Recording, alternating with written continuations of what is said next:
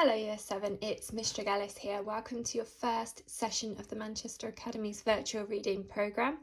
This week the focus is dystopian fiction and I will be reading you extracts from The Wall. Tune in every day for a new instalment and to keep up with the story. Okay, let's begin. So I've got my award-winning fiction bookmark with me. I'm going to be tracking the text as I read to you.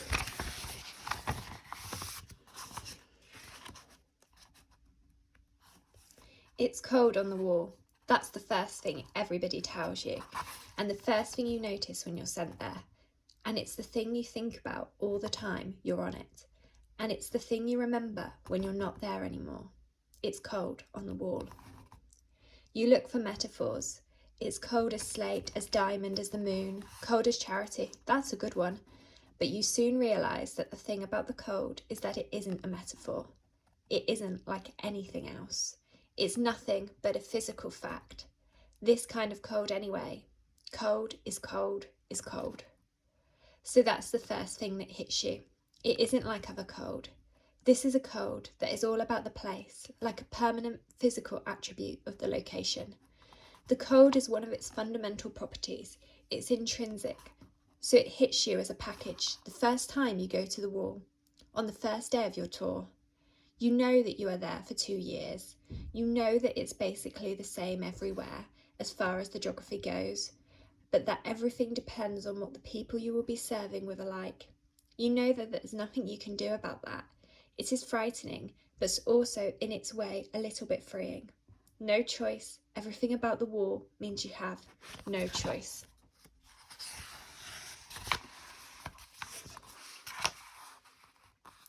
You get a little training, but not much. 6 weeks. Mainly it's about how to hold, clean, look after and fire your weapon. In that order. Some fitness training, but not much. A lot of training in midnight awakening, sleep disruption, sudden panics, sudden changes of order, small hours, tests of discipline. They drum that into you. Discipline trumps courage. In a fight, the people who win are the ones who do what they're told. It's not like it is in the films. Don't be brave, just do what you're told. That's pretty much it. The rest of the training happens on the wall. You get it from the defenders who have been there longer than you. Then in your turn, you give it to the defenders who come after. So that's what you arrive able to do. Get up in the middle of the night and look after your weapon.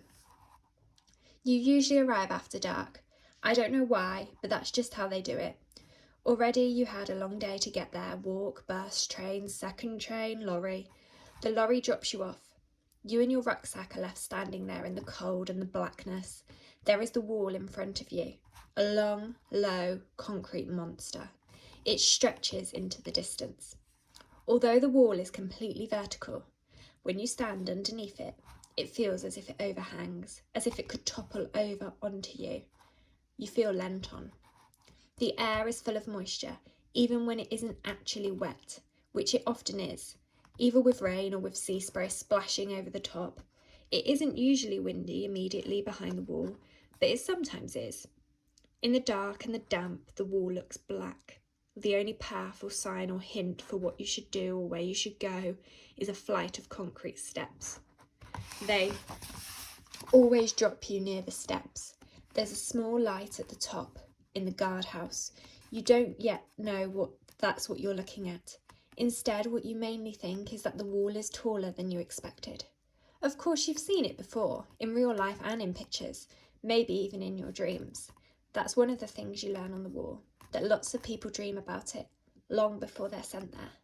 But when you're standing at the bottom looking up and you know you're going to be there for 2 years, and the best thing that can happen to you in those 2 years is that you survive and get off the wall and never have to spend another day of your life anywhere near it, then it looks different. It looks very tall and very straight and very dark. It is.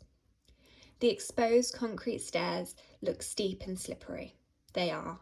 It looks like a cold, hard, unforgiving, desperate place.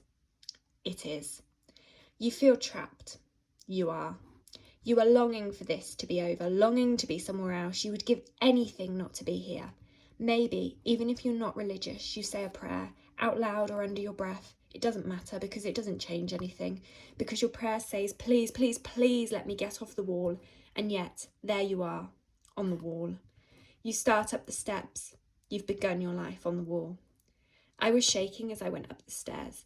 I'd like to think it was from the cold, but it was probably half that and half fear. There was no guardrail, and the concrete was more and more damp as I climbed. I've never been good with heights, even quite low ones. It's crossed my mind that I might slip and fall off, and that thought grew as I got higher up. I'm going to fall off and split my head open and die, and my time on the wall will be over before it's even began. I thought, I'll be a punchline. Remember that idiot who? But if that happens, at least I'll be off the wall. At the top, I got to the guardhouse. Light was coming through a frosted window. I couldn't see in. I didn't know where to go or what to do, but there were no other options, so I knocked. There was no reply. I knocked again and heard a noise and took that as a sign to go in. I stepped in and a wave of warmth flooded over me. My glasses immediately fogged up so I couldn't see. I heard somebody laugh and somebody else say something under their breath. I took my glasses off and squinted around. The room was an undecorated concrete box. The walls were covered in maps. 2 people sat in the opposite corners, one of them an imposing black man with scarred cheeks wearing an olive green cabled uniform sweater. This was the captain, though I didn't know that yet. He was the only person on the wall I ever saw wearing uniform. For the rest of us, it simply wasn't warm enough. He looked at me, unsmiling. Behind him, there were 3 computer monitors with a green screen radar display. A defender who can't see, he said. Great. The other person snorted. This was a heavy-set white man wearing a red knitted cap. The sergeant, though I didn't know that yet either. I'm Kavanagh, I eventually said. I'm new.